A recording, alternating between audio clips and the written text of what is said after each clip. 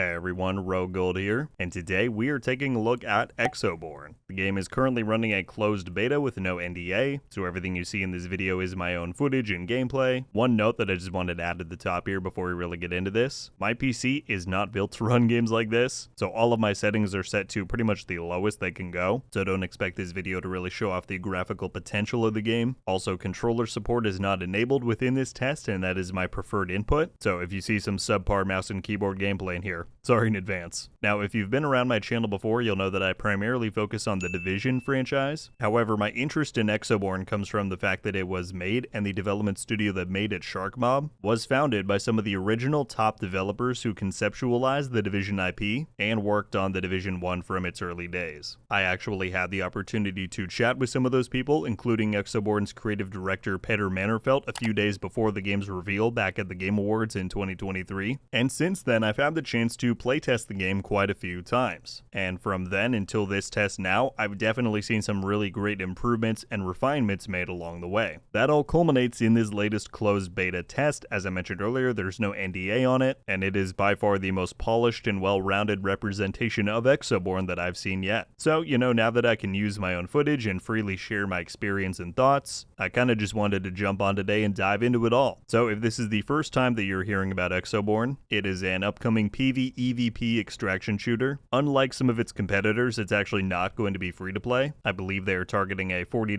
USD price point. I'm hoping that allows them to deter a certain number of cheaters, as well as hopefully tone down some of the monetization levels we see in games like this that are free to play. But the game is going to be fully next gen, releasing on PC, PlayStation 5, and Xbox Series X and S. And while they have not fully committed to a release date yet, it should be releasing sometime later in 2025. So from all of my time playing Exoborne, some of the things that stick out the most to me about this game are the movement, mobility, and verticality of it, the skill ceiling that I think exists in the gunfights in PvP, and the very addictive gameplay loop that they've created. Now look, Exoborne is not an incredibly different pitch than other extraction shooters, right? You make a loadout, go in, fight PvE enemies, sometimes you'll encounter other players, and among all of those threats, you are trying to extract with the loot you've earned. Otherwise, if you die, you'll lose everything you have. But there are some areas that do make it seem truly unique, and one of those, and this is something that the developers seemed really passionate about when I spoke to them, is that Exoborne has really invested big into weather tech. Now, I don't just mean weather that looks visually different as you go around and play the game, but weather that has a major impact on your moment-to-moment gameplay. Wind is a huge component there. It plays a major role in your traversal in this game. Players have access to this paraglider ability that's kind of like the main mode of transport, and so sometimes you might come to the bottom of a big cliff face and be like, how am I going to climb that? Well, at certain times, the wind will create an updraft where you can just pull that glider out and you will basically be lifted to the top of it. Additionally, while of course height plays a big role in how far you can go with that glider, if there is a wind current that is going in the direction you're trying to go, sometimes if you aim yourself right, you can go huge distances of the map with a single jump. And I think that's quite cool. There are also naturally occurring weather events like tornadoes. Those will of course play a huge role of the wind in the area. Sometimes you can use the momentum from those to slingshot to other areas, but sometimes those tornadoes can turn into firestorms, which become pretty lethal hazards. There's also stuff like electrical pockets that can pop up, which will jam your systems and abilities. In this test, I ran into toxic clouds that can form and create like damage over time zones. Across the board, the weather in this game is just an extra layer that I think a lot of other games don't have. But the best part is that unlike some battle royales and extraction royales that will have, the ring that pushes you closer to the center of the maps in Exoborne are huge. In these weather events, you can just choose to run away from them if you want. I think that creates a really good flow. The size of the maps is really good for exploration. It's pretty fun just to run around and see what's out there. It also allows for those PvP encounters that you will have to be spread out enough so that things aren't too hectic. The game does have proximity chat, and combined with these large maps, that really did remind me of the original Division 1 Dark Zone, which again, these developers who are leading the production of this game,